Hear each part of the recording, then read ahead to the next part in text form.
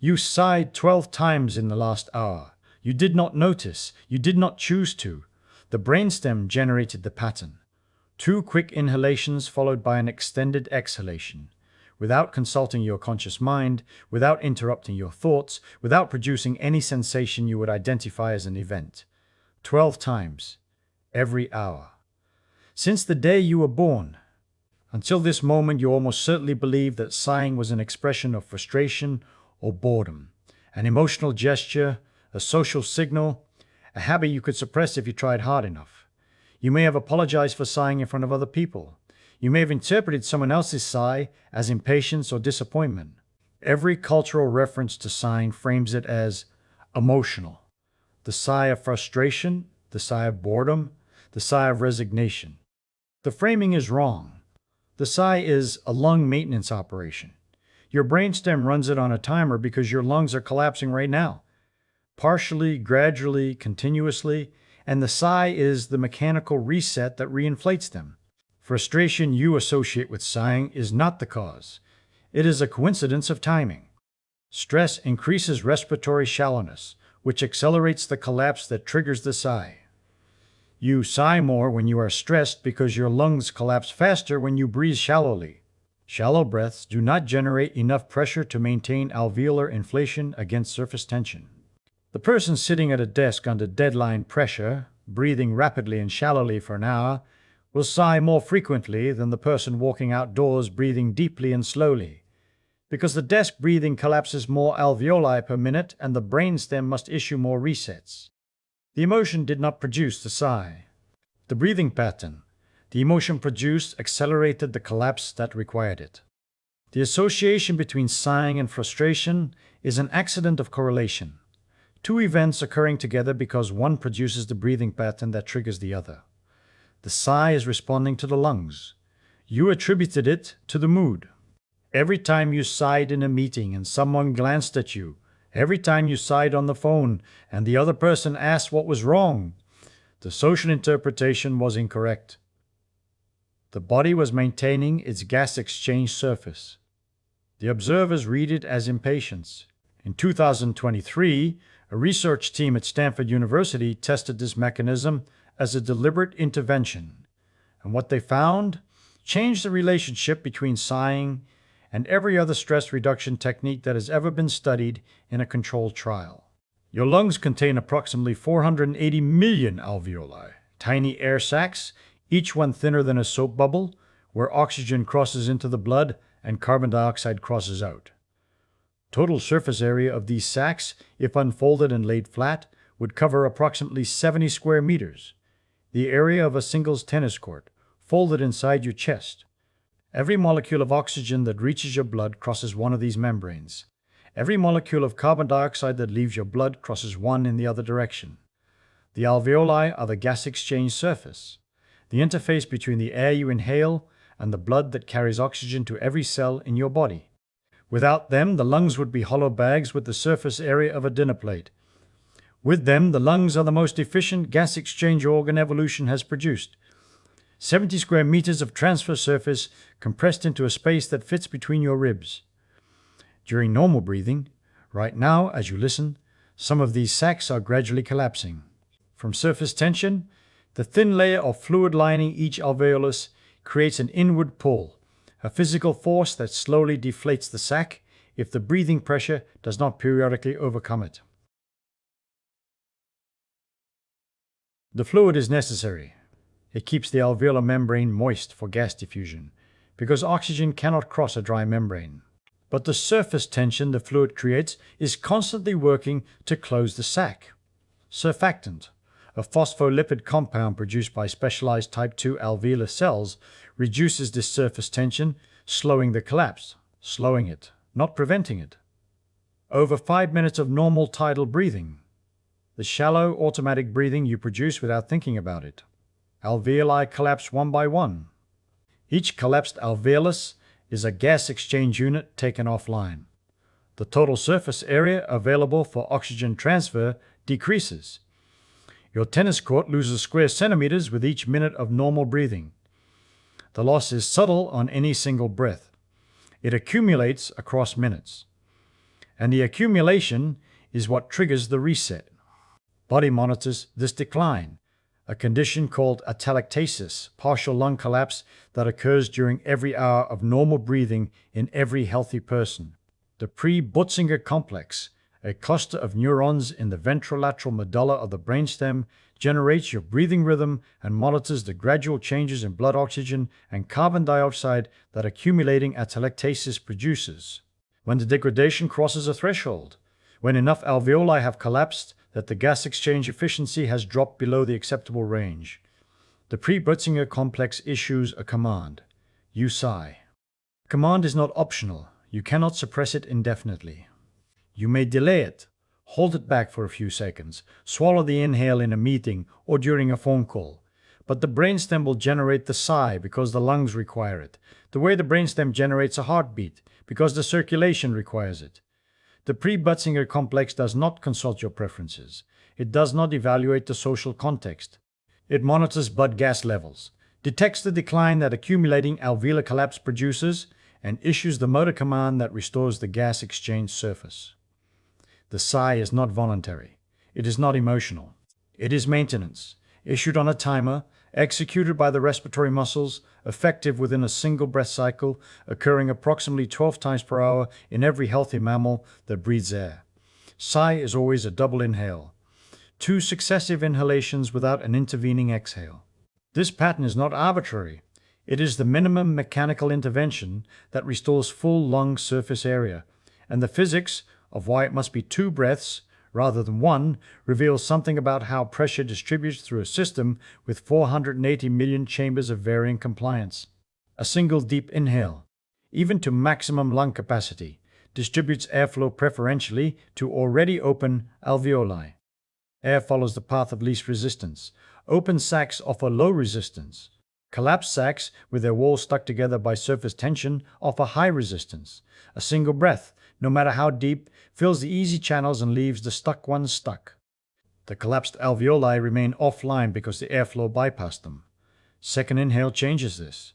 Taken when the lungs are already full from the first inhale, the second breath generates additional positive pressure that has nowhere to go.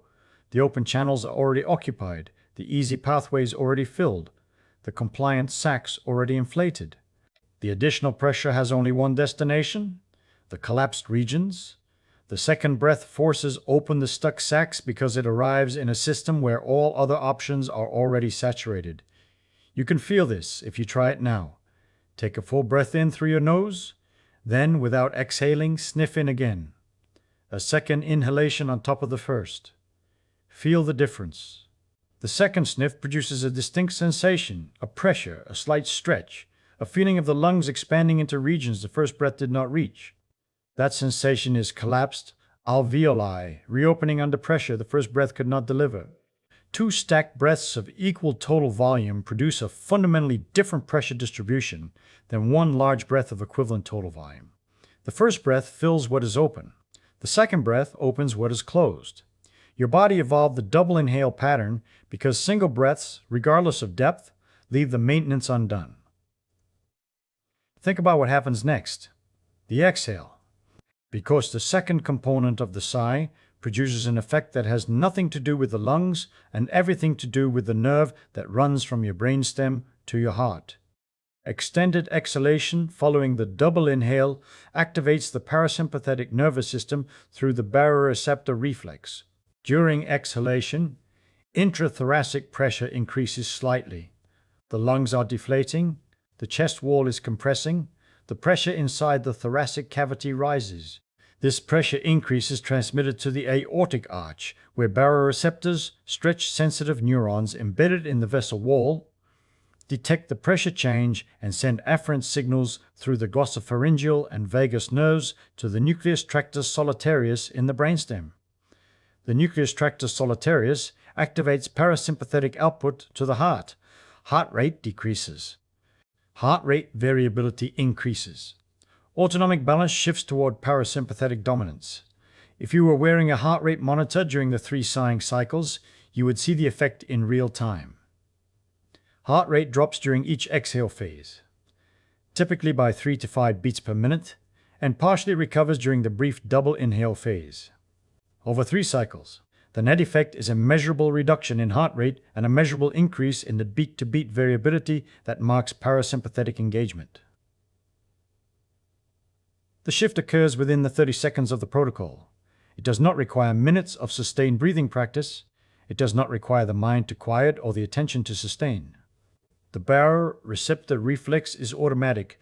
The pressure change during exhalation triggers it, whether you are concentrating on the breath or thinking about dinner. The physics does not require your attention. It requires the pressure change. The long exhale provides it. Sigh produces an exhale to inhale ratio of approximately 4:1 to 6:1. The double inhale is 2 quick sniffs, totaling perhaps 2 seconds, while the exhale extends to 8 or 12 seconds as the lungs slowly empty the large volume the double inhale delivered. This ratio is more extreme than box breathing, which maintains a 1:1 ratio across all phases. More extreme than 4-7-8 breathing, which produces approximately a 2:1 exhale dominance. More extreme than the humming episode's exhale ratio, which produces approximately 3:1 to 4:1. The Sigh achieves the most parasympathetic dominant breathing ratio of any single breath pattern that occurs naturally, because the double inhale loads the lungs with a volume that the exhale must slowly release, and the slow release produces a sustained baroreceptor stimulus that shorter exhales cannot match. Clinical breathing protocols: box breathing, 4-7-8, coherence breathing, all pursue exhale, dominant ratios. They work, but they require counting, timing, and sustained attention across multiple cycles. Cognitive demands that compete with the rumination the breathing is trying to interrupt. A person in acute stress who is told to count to 4, hold to 7, and exhale to 8 is being asked to perform arithmetic while their prefrontal cortex is flooded with cortisol. The instruction fails precisely when it is most needed. In the moment of highest stress, when the cognitive resources the technique demands are least available. Sigh requires 2 sniffs and a long breath out. 1 cycle, no counting, no timing, no sustained attention across multiple cycles. The body has been doing it since before you could speak. The pre-Bertzinger complex was generating this pattern in your first hours of life, before the cortex was developed enough to count to 1. The protocols are teaching you to approximate, through effortful cognitive control, what your brainstem already knows how to do perfectly through a reflex it has been running for your entire life. Well, and here is where the Stanford trial changes the conversation. Because Balban and colleagues tested whether doing the Sigh deliberately, on purpose, 3 times, for 30 seconds, produces effects that the involuntary Sigh does not. Balban and colleagues published in Cell Reports Medicine in January 2023. The results of a controlled trial with a design that deserves attention because it tested what the wellness industry rarely tests: direct comparison between competing techniques in one study with one population. 108 participants randomly assigned to 4 groups. Physiological sighing, 3 cycles of double inhale extended exhale per session. Box breathing, equal inhale, hold, exhale, hold per cycle. Cyclic hyperventilation, rapid deep breathing followed by breath retention. Mindfulness meditation, focused attention on breath without controlling it. Each group practiced 5 minutes per day for 1 month. A 5th group, the control, simply reported their emotional state daily without practicing any technique. All 4 interventions improved mood and reduced anxiety compared to the control group. All 4. The improvement from every technique was real and measurable. Meditation worked, box breathing worked, hyperventilation worked. The question was not whether breathing techniques work. The question was, which works best? And the answer was the Sigh. Physiological sighing produced the largest improvements in positive affect, the greatest reductions in resting respiratory rate, indicating sustained parasympathetic shift that persisted beyond the practice session into the hours that followed, and the most consistent day-over-day improvement across the entire study period. And then, the compounding, the finding that separates the Sigh from every other technique in the trial. Sighing was the only technique that improved more with each successive day of practice. Box breathing and meditation showed diminishing returns over the study period, While sighing continued to improve, day 30 produced measurably greater benefit than day 15, which produced measurably greater benefit than day 1. Dual mechanism is what produces the compounding, and it is the detail that made me stop recommending box breathing. Alveolar reinflation produces an immediate respiratory efficiency gain. The gas exchange surface is restored within a single breath. Extended exhale produces an immediate autonomic reset. The baroreceptor reflex shifts autonomic balance toward parasympathetic dominance within the duration of the exhalation. Two mechanisms, operating through different anatomical pathways, producing different categories of benefit from one breath pattern that takes 10 seconds. Box breathing provides the exhale ratio but does not reinflate collapsed alveoli. One mechanism. Meditation provides cortical calm, but engages neither the respiratory nor the autonomic mechanism directly. A different pathway entirely. A different pathway entirely. Sighing provides both simultaneously in a single breath cycle. The compounding comes from both mechanisms benefiting from daily repetition. The alveolar reinflation maintains lung compliance, and the vagal stimulation retrains autonomic baseline. Single mechanism techniques compound on one axis. The sigh compounds on two. Consider what that means for the person over 65 who has been told to meditate and found it difficult, who sat with eyes closed and could not quiet the mind, who tried box breathing and lost count at the hold phase, who was told to just breathe and found the instructions so vague as to be useless. You may be that person. You may have concluded that you are bad at relaxation techniques, that your mind is too active, your attention too scattered, your patience too limited for the kind of sustained practice that breathing exercises and meditation seem to require. Technique that outperformed all of them in a controlled trial at a major research university is 2 sniffs in through the nose and 1 long breath out through the mouth. 3 times. 30 seconds. No counting, no app, no sustained attention, no quieting the mind, no instruction beyond what this discussion provides. And the reason it outperformed them is not psychological. It is mechanical.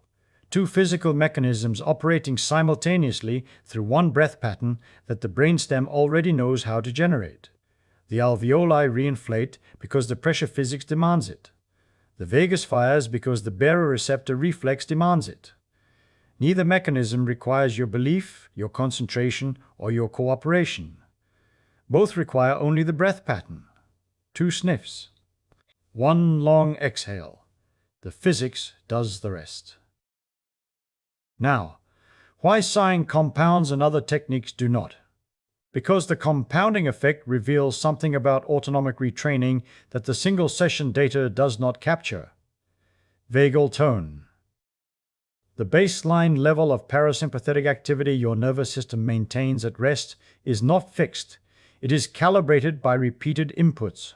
Each deliberate sighing session delivers a parasympathetic pulse through the baroreceptor reflex. The pulse is temporary. Heart rate drops during the exhale and returns to baseline within minutes. But the baseline itself shifts slightly with repeated daily stimulation. The vagus is a nerve.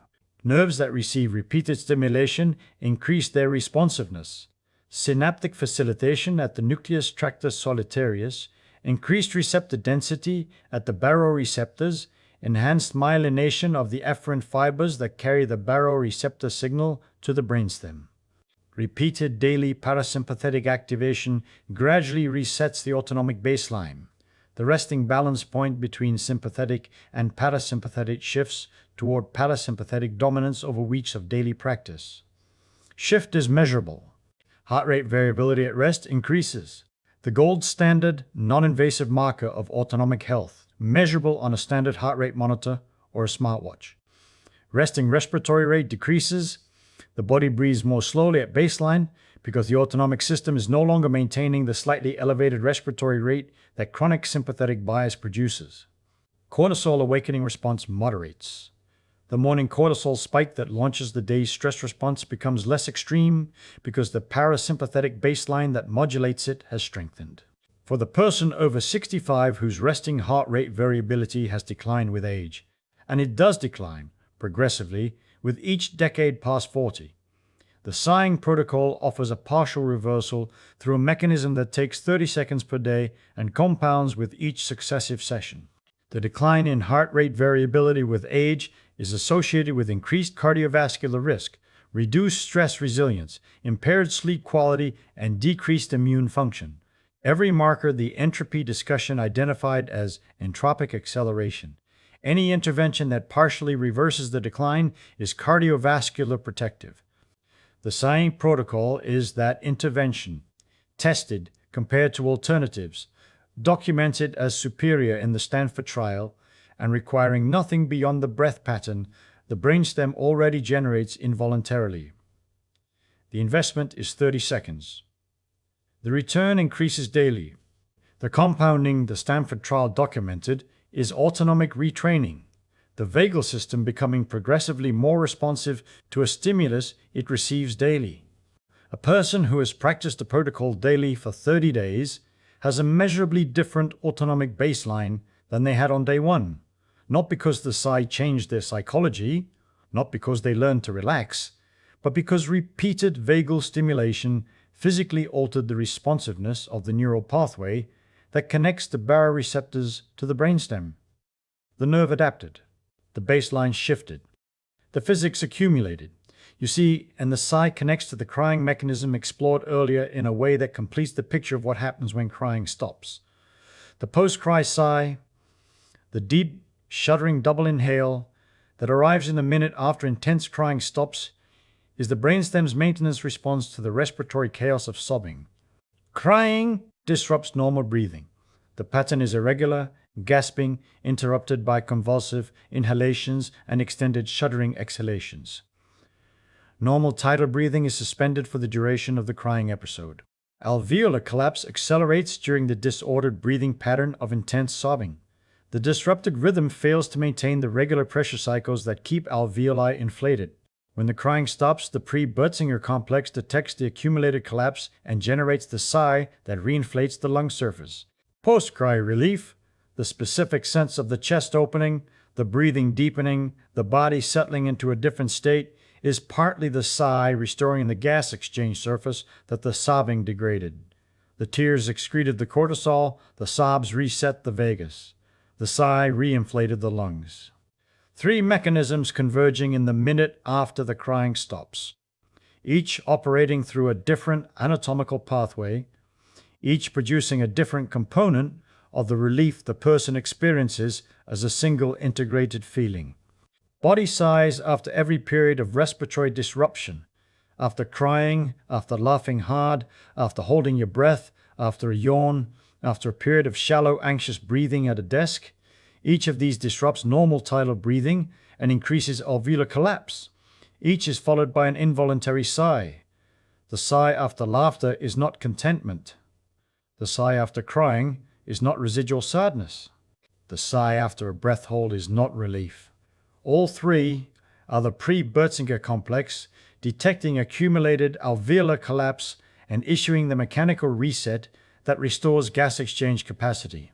That reframe, the sigh as a lung maintenance operation rather than an emotional expression, combined with the Stanford finding that deliberate sighing outperforms meditation, box breathing, and hyperventilation for anxiety reduction and autonomic rebalancing, is the finding that erased the line between respiratory physiology and psychology for me, because it means the most effective stress reduction technique ever tested in a head-to-head controlled comparison is not a psychological intervention. It is a mechanical one, reinflating collapsed air sacs and stimulating the vagus through baroreceptor activation. The body does not need to believe it is calm. The body does not need to quiet its thoughts. The body does not need to achieve a meditative state or maintain a count or sustain attention on anything. The body needs 2 sniffs and a long breath out. The lungs reinflate. The vagus fires. The autonomic balance shifts. The psychology follows the physics. It always follows the physics. Every intervention across these discussions that has produced a psychological benefit, the mood shift from soil contact, the rumination suppression from complex somatosensory input, the calm after crying, the alertness from cold exposure, has operated through a physical mechanism that produced a psychological change as a downstream consequence. The Sigh is the most compressed example: 10 seconds, 2 mechanisms, 1 breath pattern, measurable autonomic shift.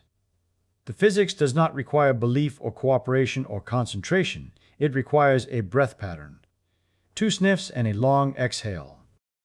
The Brainstem has been running it since birth. The Stanford trial did not discover that sighing helps.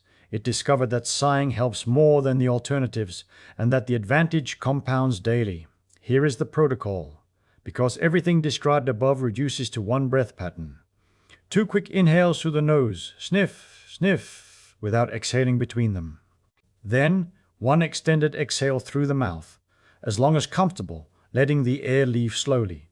That is 1 cycle, 3 cycles, 30 seconds. The alveoli are reinflated. The vagus is stimulated. The autonomic balance has shifted. Do it now. 2 sniffs in, long breath out. Again. The slight expansion in the chest on the second sniff, that is collapsed alveoli, reopening under the pressure the first sniff could not deliver alone. The drop in your shoulders on the exhale, that is the baroreceptor reflex activating parasympathetic output to the heart. The settling that arrives after the 3rd cycle, that is your autonomic nervous system shifting toward the parasympathetic state that the sympathetic bias of indoor, seated, screen-focused living has been preventing all day. If you felt it, if you noticed the shoulders drop, the jaw soften, the breathing deepen on the cycles that followed, you just experienced both mechanisms operating simultaneously. The lungs reinflated, the vagus fired. The shift happened in 30 seconds, without concentration, without counting, without closing your eyes, without quieting your mind. The physics operated through your chest wall and your aortic arch while your conscious mind was reading this paragraph. That is the point. The mechanism does not require the mind's participation. It requires the breath pattern. The mind can do whatever it wants during the 30 seconds. The baroreceptors do not care what the mind is doing. And here is what matters practically. The protocol works in 2 modes. Acutely, in the moment of stress, when the heart is racing and the breathing is shallow and the sympathetic activation is running without a countermeasure. 3 cycles, 30 seconds. The vagal stimulus is immediate. The autonomic shift begins before the stress has resolved cognitively. The body calms before the mind does, because the baroreceptor reflex does not require the mind to participate. The physics operates through the chest wall, the aortic arch, and the brainstem. The conscious mind is not in the pathway. It can also be used proactively. The daily practice that the Stanford trial tested. 5 minutes of repeated sighing cycles, or 3 cycles upon waking, 3 at midday, 3 before sleep. The compounding effect operates through repeated daily stimulation of the vagal pathway. The daily practice shifts the baseline. The acute use addresses the moment. Both are available to the same person on the same day. Both operate through identical physics. The difference is whether you are resetting the autonomic state from a spike or training the autonomic baseline to sit lower. Your body sighs 12 times every hour. It has been sighing since the day you were born. The pre-Butzinger complex was generating double inhale patterns in your first hours of life. Before you had opened your eyes, before you had taken your first voluntary breath. The brainstem generates the pattern without asking because your lungs require it. 480 million alveoli, gradually collapsing under surface tension, restored every 5 minutes by a double inhale the conscious mind never notices. Double inhale forces open what a single breath cannot reach, collapsed air sacs that have gone offline, reducing your gas exchange surface centimeter by centimeter across every 5 minutes of normal breathing. Extended exhale activates the vagus at a ratio more extreme than any clinical breathing technique ever prescribed. 4:1 to 6:1. Exhale, dominant, baroreceptor, activating, parasympathetic, shifting.